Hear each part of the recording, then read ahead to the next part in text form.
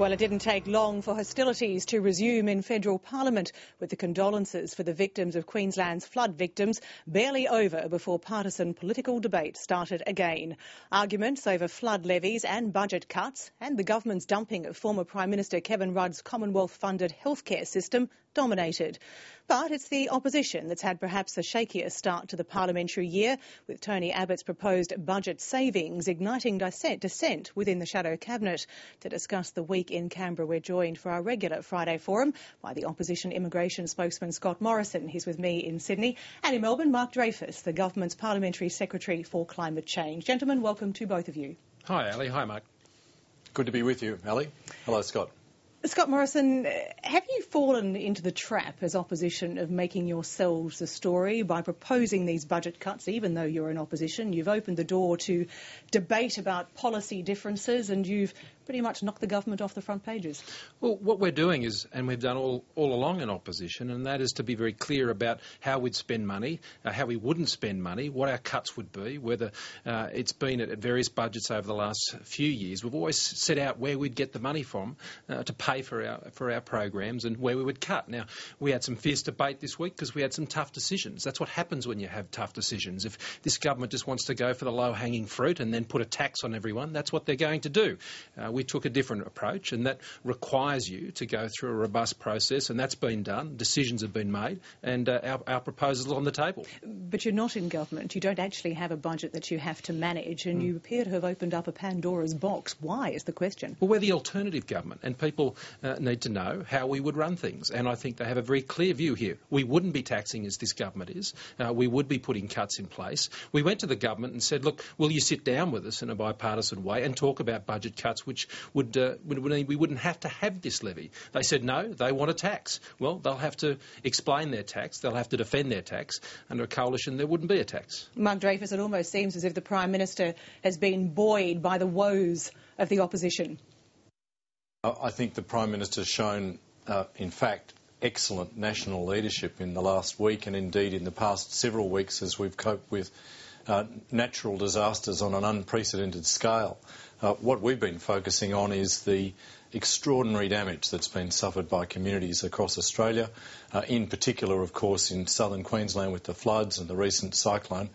And talking to people in those communities, talking to the federal members from those communities when they came back to federal parliament last week, hearing their condolence speeches, what is absolutely clear, Ali, is that those communities want us to get on with the job of rebuilding, and that is precisely what we've been doing, not engaging in some of the kind of trivial commentary that we've had in the last week, and in particular, not in the kinds of extraordinary disagreements that we've seen in the Liberal Party room. You talk about trivial commentary, but there is a question here. If you go back to the start of the parliamentary week and those very emotional speeches, and in particular the one by Julia Gillard, here was the Prime Minister who had been accused of being wooden. She's really in tears. She's shedding tears in the House.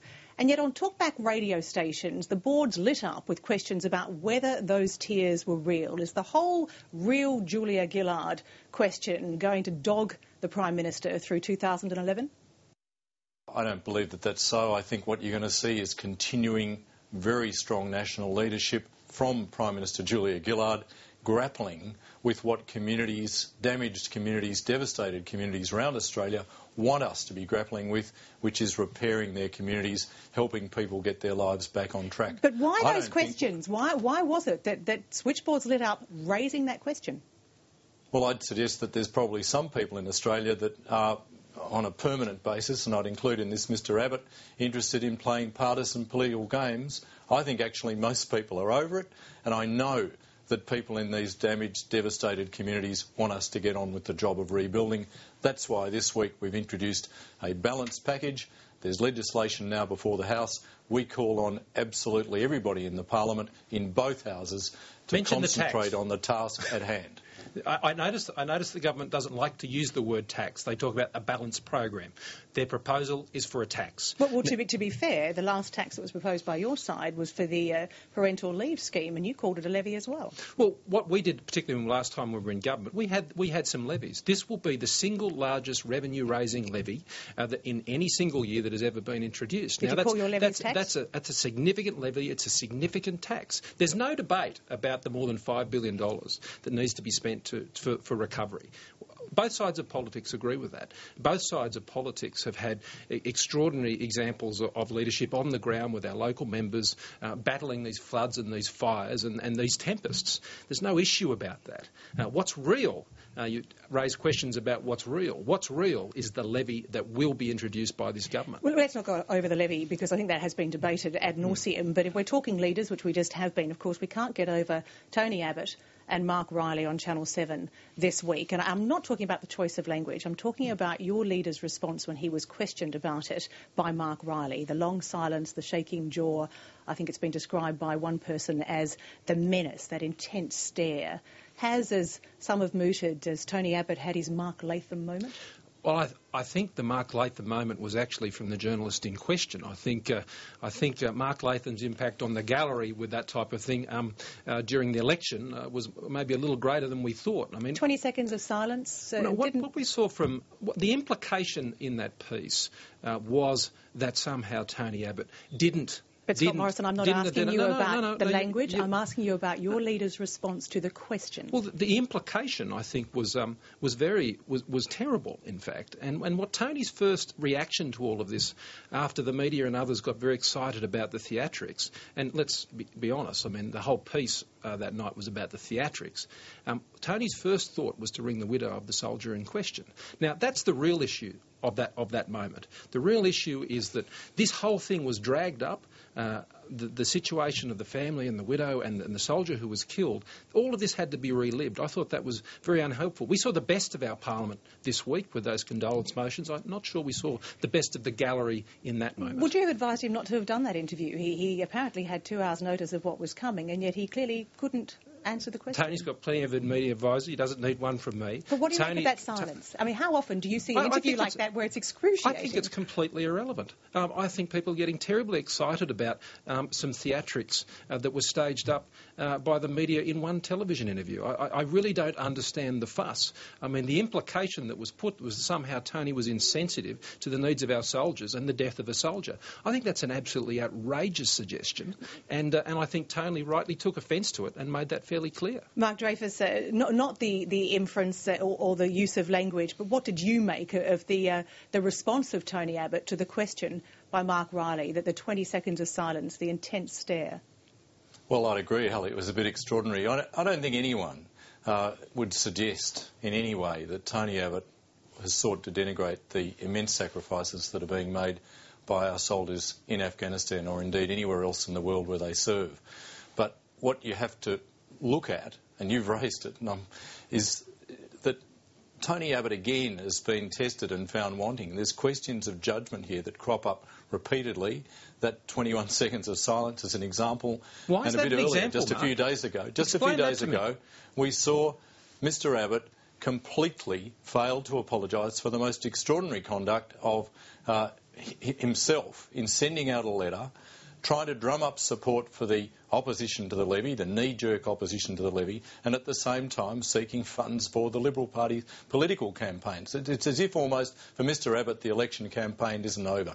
And we call on him and his whole party to concentrate on the difficulties that these damaged communities are facing to get on with the job of rebuilding. Well, we've done that, Mark. We've actually put forward a package which doesn't involve a tax, but I am intrigued as to why you think that piece with Mark Riley somehow showed some error of judgment in Tony Abbott. I'm totally puzzled. I'd be interested to know why you think that. I'm reflecting, and since you've asked the question, Scott, I'm reflecting on the comments that have been made by people across Australia who were amazed at that conduct, as they were amazed at Tony Abbott's failure to apologise. I'm puzzled as to why you think it showed a lack of judgment. It was an outrageous suggestion, and he responded to it. How do you think he should have responded to such an outrageous suggestion that he was insensitive to the death of soldiers and their needs?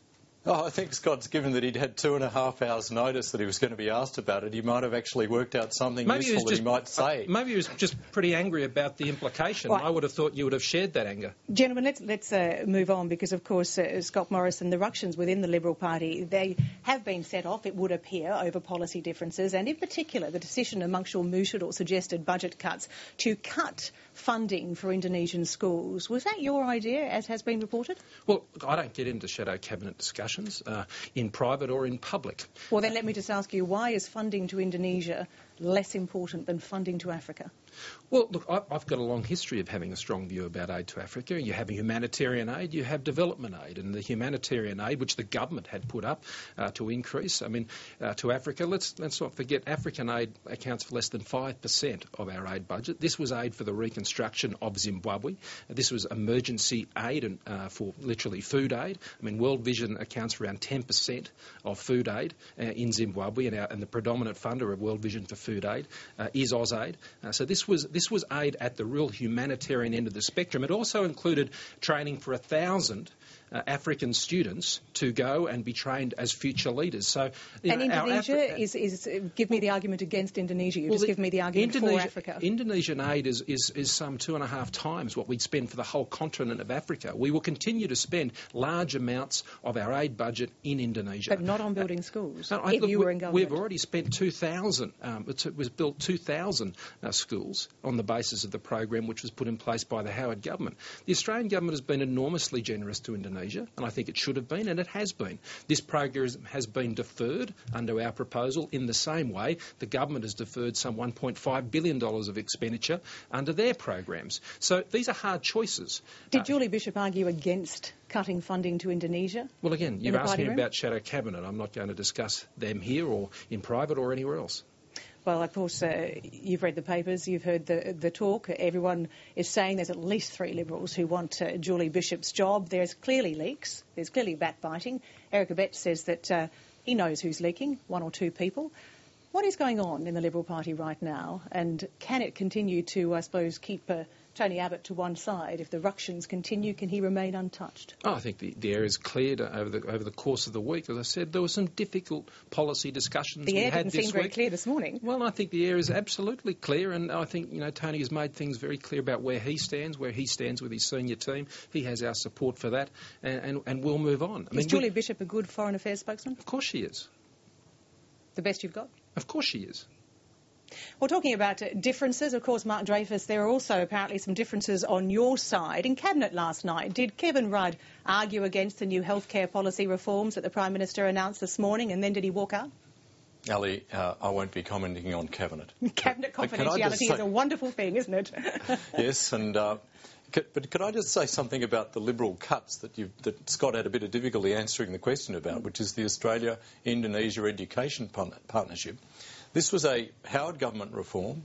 It's been supported by Labor. It's been, on a continuing basis, supported by us in government for 3 years. It is a truly excellent program that is directed at giving aid to the largest Muslim nation in the world, one of our nearest neighbours, and it is directed at preventing Islamist influence in the Indonesian school system. It's been welcomed by the democratic government of Indonesia, and we find it very disappointing that the Liberal Party has selected that, of all things, something that had bipartisan support, as something to be cut. We are just about out of time, so very briefly, both of you, I just want to ask you today, or this week, of course, was the first parliamentary week of 2011. The pleasantries, the point we've already made, the pleasantries didn't last long. We had accusations of tin ear and then, I suppose, countered by accusations of tin heart.